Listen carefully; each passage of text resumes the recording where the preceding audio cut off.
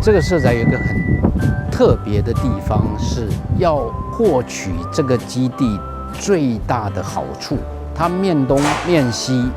開闊，所以我們面東面西總共有12個空中花園。空中花園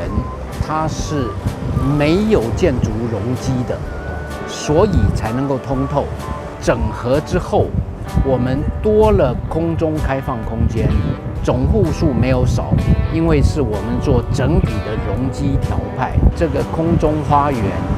走在每一層的走廊，都會有光線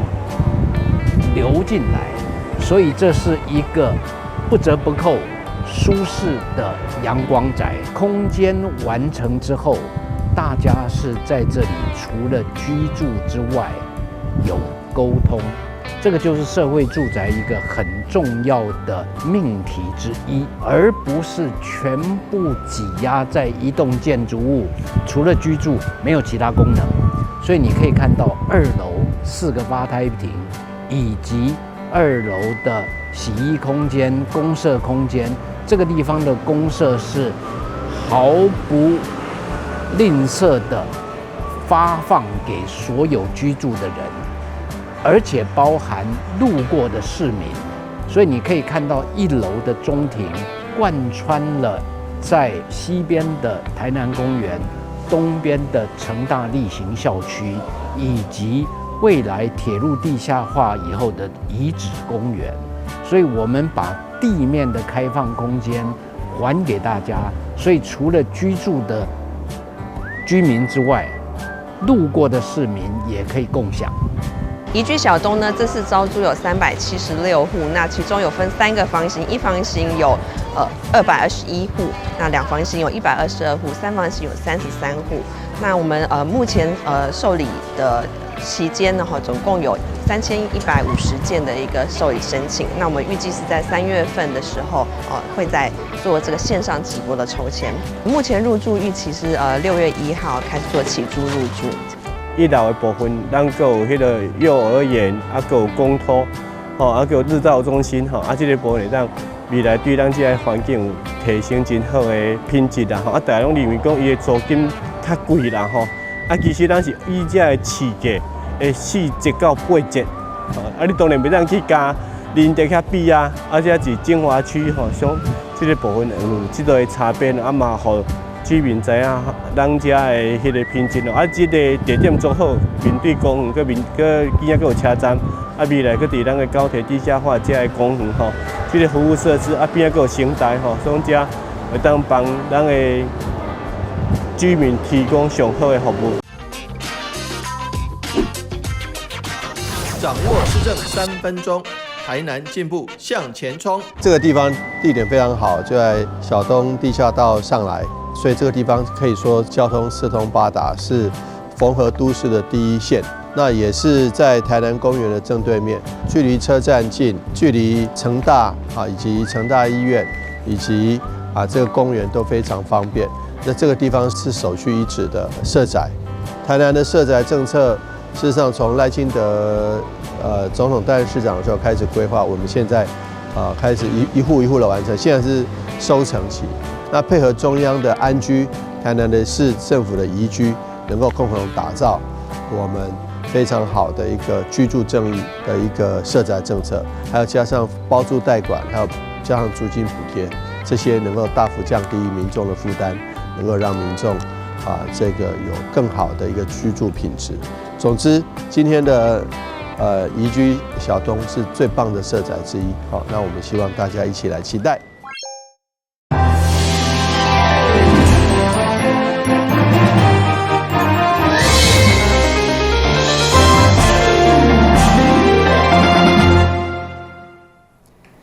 廖時冠嘅歡收看4月9號中嘉台南電影新聞。115年全國中等學校運動會將在4月18到23在嘉義縣盛大舉行。咱台南市代表隊在永華市政中心由市長吳美鐵親自主持授旗儀式。由台南市體育總會理事長吳志祥代表接受。其中勉勵台南的選手愛發揮平時訓練的成果，來爭取相關的榮耀，嘛為台南市再創好成績。選中運是全國中等學校體育賽事上關戰級的競賽。台南市今年來參賽表現攏袂歹，去年佇台南市舉辦，總共得到了48級、42銀、甲63面銅牌的好成績。今年將刷到嘉義縣來舉行，市長吳偉綽日前嘛特別來授旗，並且勉勵選手再創好的佳績。今年的全中運的主辦是我們的隔壁嘉義縣。那當然，我跟翁縣長是好朋友，但是呢，大家在田徑場上，在體育場上，大家還是要拼的。所以今天特別為我們台南市的參加全中運的各位最優質的選手，最棒的選手來加油打氣，並且授旗。那我們去年的成果48金、42銀、63銅，總共153面獎牌，創歷年來最多的獎牌數。那今年呢，我想這嘉義很近了，那大家一定要把這個去年的成績要好，還要更好。市府體育局表示，今年的全中運，台南市總共派出將近1200名的選手，加着隊職人員來參與，總共辦理21項的競賽種類，大約有18000名的選手來參賽，比賽競爭會講相當激烈。歡迎市民朋友踴躍前往觀賽，為台南的選手來加油打氣。台南新聞林英根採訪報道。經過6擺流標的台南市北區區政大樓，在今年1月下旬已經完工。為了整合護症、托嬰中心、親子閱讀等多功能，總經費3億5600多萬所打造的現代化建築，是地上4層、地下1層。該區政大樓將在4月13號正式啟用，以配合搬遷的作業。原本北區區公所加護政事務所，對4月9號開始到12號全面暫停服務。台南新起的北區區政大樓位於海岸路3段，是一棟地上4層、地下1層的現代化建築。外觀設計了真水，搭配白色的色調，展現政府機關新氣象。而且大樓內部不只整合公所加護政事務所，方便車公，嘛要設立公辦民營托嬰中心、親子閱讀區域等一站式服務。市長委託在4月13號正式啟用進程，嘛展望順遂。這個費用不可謂不低，但是可以提供市民更便捷、更方便、更功能齊全、更區政戶政合一，讓公園的辦公空間更好，民眾的洽公空間更棒的地方，我們也非常開心。那中間呢，還有這個公辦民營的這個托嬰中心也在隔壁，可以收托41位的這個孩子，所以旁邊又有國小，這邊是區政大樓，所以幾乎等於接近於一站式服務。雖然區政大樓曾經流標6擺，第7擺才決標，政府需要開3億5600多萬。不過市長表示，依照現在物價水準，同款的介紹恐驚真歹標出去，所以感謝建築單位的幫忙。同時配合區政大樓的搬遷作業，原本北區區公所加虎爸護政事務所對4月9號到12號攏全面暫停服務，請民眾唔通加走一抓。北區區公所跟北區戶政事務所即將在4月9號到4月12號停止對外服務。最主要的原因是因為我們已經完成了新的北區區政大樓的新建，即將在4月13號在海岸路3段789號新的區政大樓的新址開始對外服務民眾。原本佇巷內公所出入停車真無方便，新的區政大樓落成啟用，這是地方長久以來期待，嘛成為市政服務新的里程碑。台南新聞軍籍採訪報道。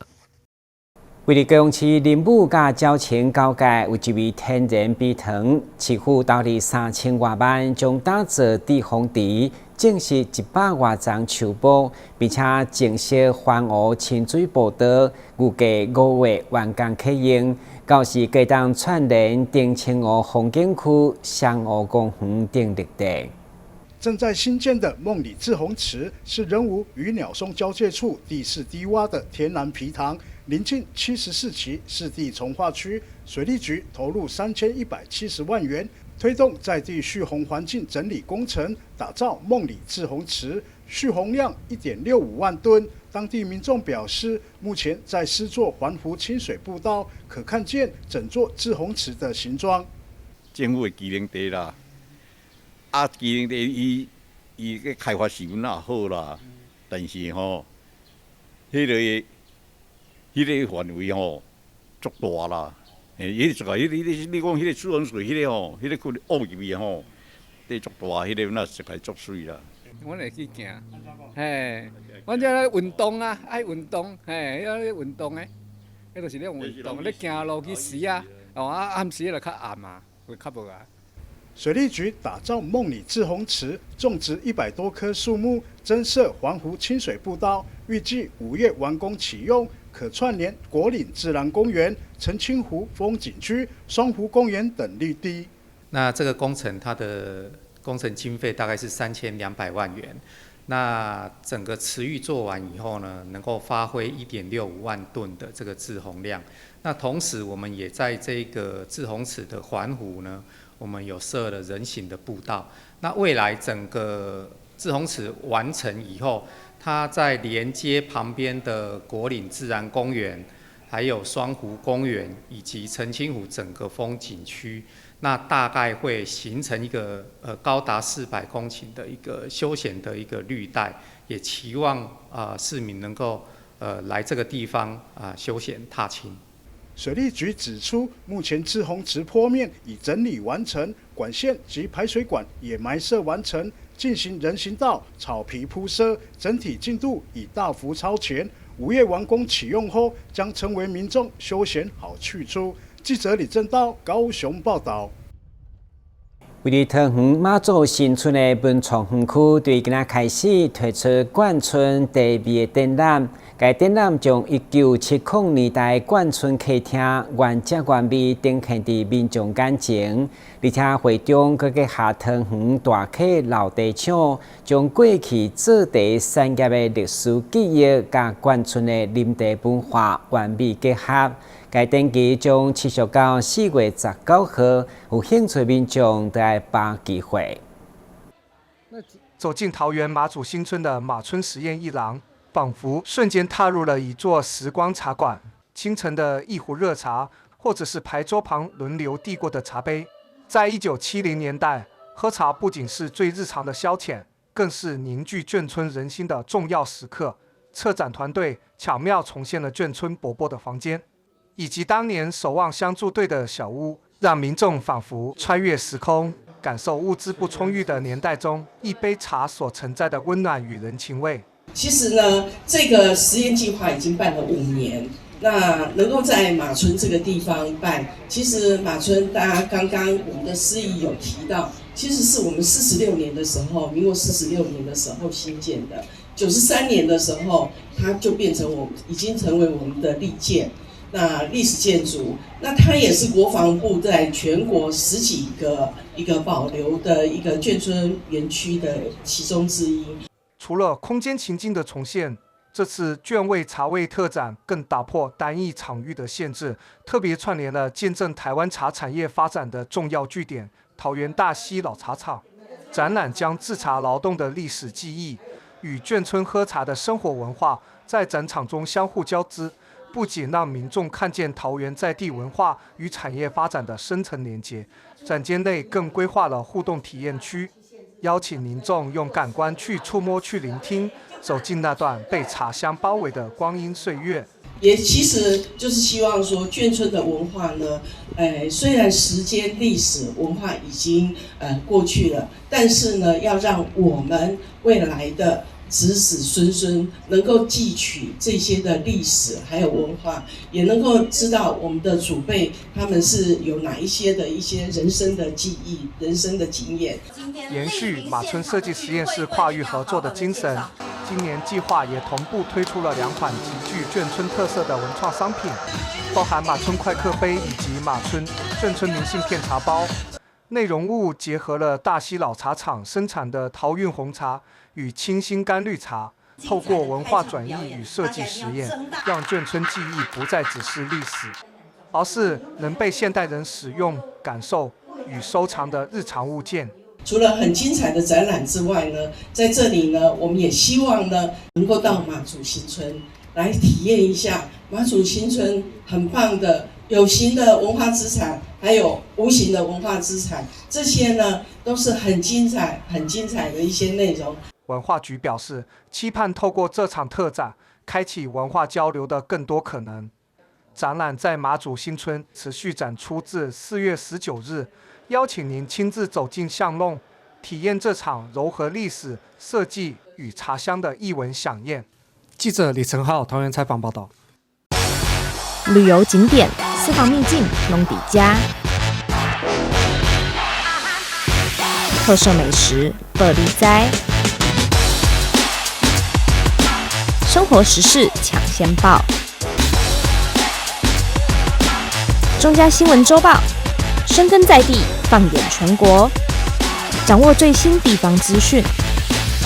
每週6下午1點，就在高雄都會台。今日4月，閣是欣賞花金菇的季節，其中台北的花金菇季對4月1號已經登場，包括市區的大安樹林公園，迄個是南港古鎮附近的地山，攏要互民眾對市中心到山內暗暝攏會當欣賞到，而且想要親自認識，也甲人參加超人氣的夜間生態導覽，由導覽員帶你真正了解花金菇。特別的是，今年大安樹林公園也推出親子音樂會，結合地球日甲手作的體驗，邀請大家來一段浪漫小旅行。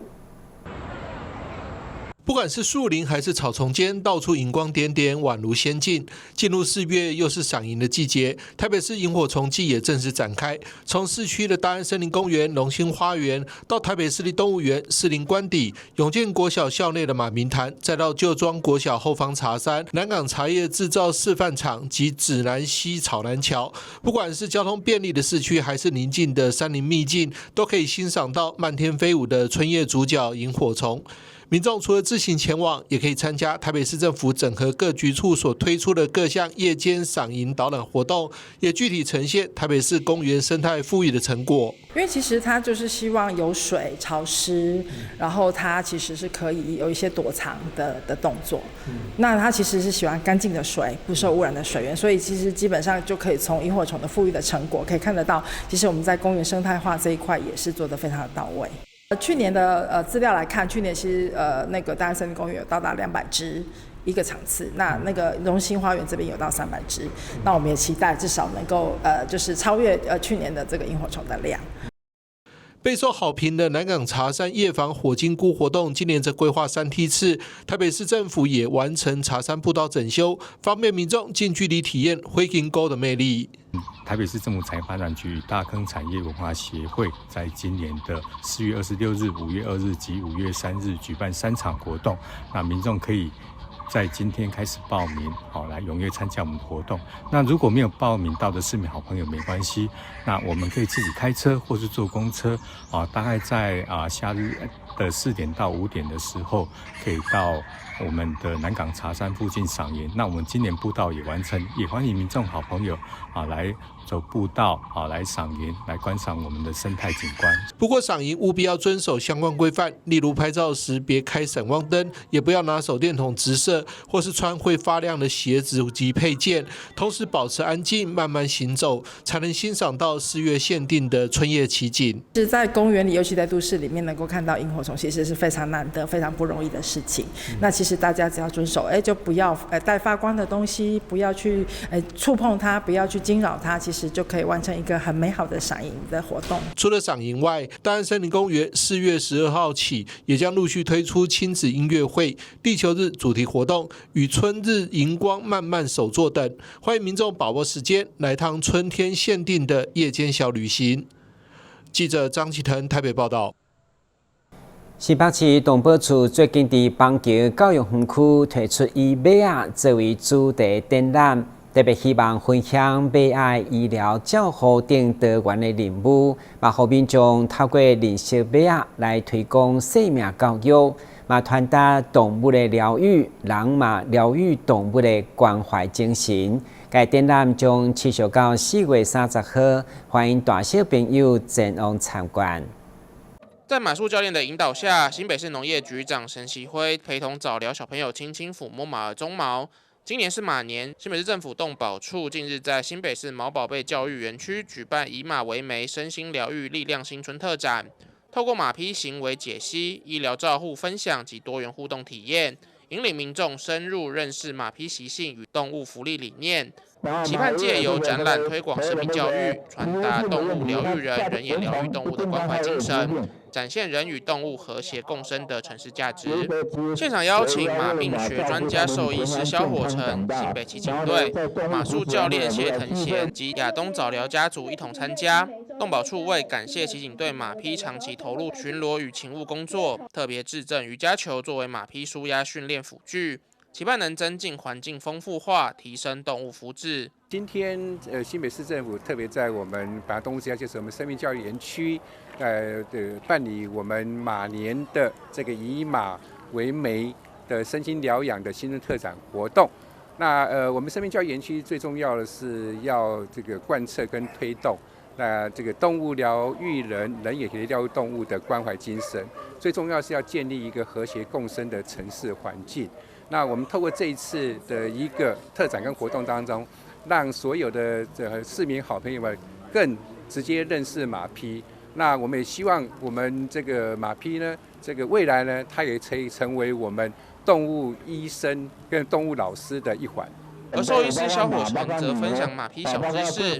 表示馬屬草食性動物，在自然環境中為被捕食者，靠敏銳的感知與防禦能力才能生存。因此，與馬互動時需特別留意其肢體語言，如耳朵、鼻孔、嘴巴與尾巴所傳達的情緒訊息。也提醒民眾，馬匹視覺存在盲區，特別是正前方與正後方，這些地方是他們最容易感到不安的區域。接近時應避免突然動作，以確保人馬雙方的安全。好，我們休閒農場在假日的時候，我們民眾都會帶小朋友到休閒農場去接觸馬匹哈。那接觸馬匹的話，我們最重要是一定要按照我們休閒農場裡面有很多規定哈，很多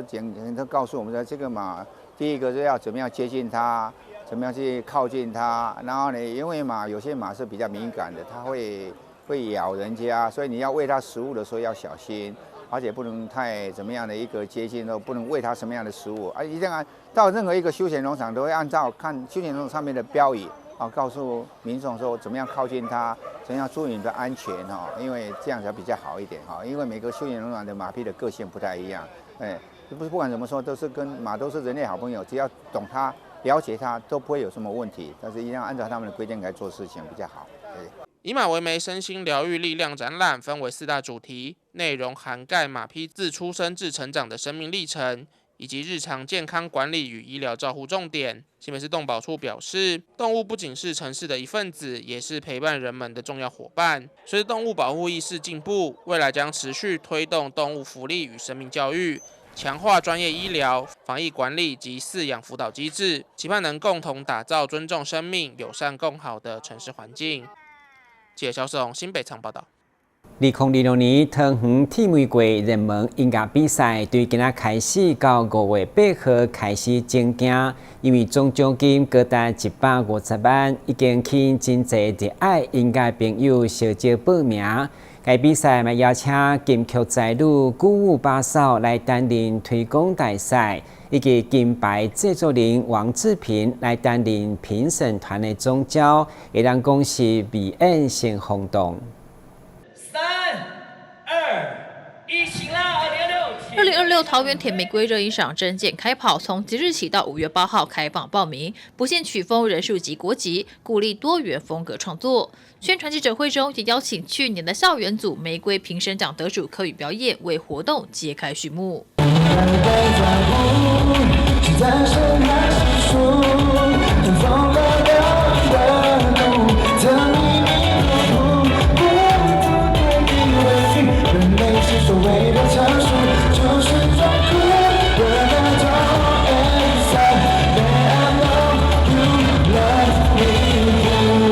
桃園甜玫瑰為台灣深具指標性的音樂品牌，自2012年創辦至今，已經邁入第14屆，長期致力於發掘原創音樂人才，並打造創作舞台。今年賽事總獎金更是高達新台幣150萬。甜玫瑰熱音賞是一個不分國籍、不分曲風啊，那麼希望各種創作的這個團隊呢都能夠踴躍來報名。那麼10年來，我們也的確培養了非常多的優秀的這個樂團，所以呢，我們在今年還特別設了甜玫瑰熱音賞的推廣大使姑木巴薩也是前2年我們熱音賞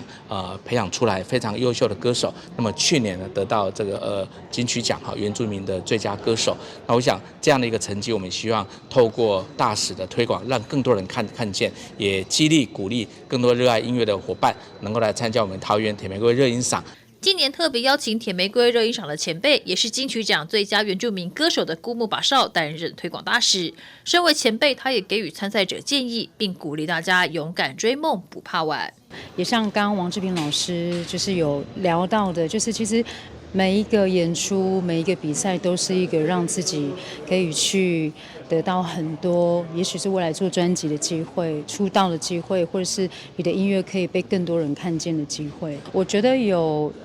什麼想法，就是透過音樂說出來。就是其實我覺得創作對我來講，它是沒有限制，它是無拘無束的，所以大家就是勇敢做。在音樂上勇敢做自己，當然就像剛剛志平老師有聊到的，還是要做好就是完全的準備，包括你的音樂製作，包括你的詞曲。我覺得其實你越 real 越真實，就越能感動評審或是感動很多聽眾的心。桃園甜玫瑰熱音賞不只是提供追夢者展現的舞台，也持續推動甜玫瑰明日之星培訓計劃，為決賽入圍者提供1對1專業導師培育資源，成為孕育新時代音樂創作人的重要搖籃。除了是競賽之外，我想最重要是在於我們有很完整的一個輔導培訓的過程。那麼有很多的這些專家老師1對1的對大家的輔導，同時呢，在進入決選之後，優勝的團隊我們還給予非常專業的服務。那麼媒合他們跟這個唱片公司之間可能的合作，以及呢，在大大小小的各種音樂節的舞台上面，能夠讓大家有機會來演出。那我們桃園市政府也除了我們文化局的甜玫瑰音樂節之外，我們也很多的場館活動，以及呢，像我們的客家局、原民局，甚至我們的這個觀旅局的這個我們珍珠海岸的音樂節，我們都打造各式各樣的音樂表演的舞台，希望能夠讓這些優秀的團隊有更多表現的機會。2026桃園甜玫瑰熱音賞總獎金高達150萬，今年賽事也特別強化培育機制，校園組將跟1500聲亮音創學院合作推出同時課程，系列音樂沙龍活動也將在6月陸續推出。歡迎熱愛音樂的朋友踴躍報名。記者劉一屯報道。感謝收看4月9日中嘉台南電新聞，我是顧家，咱再會。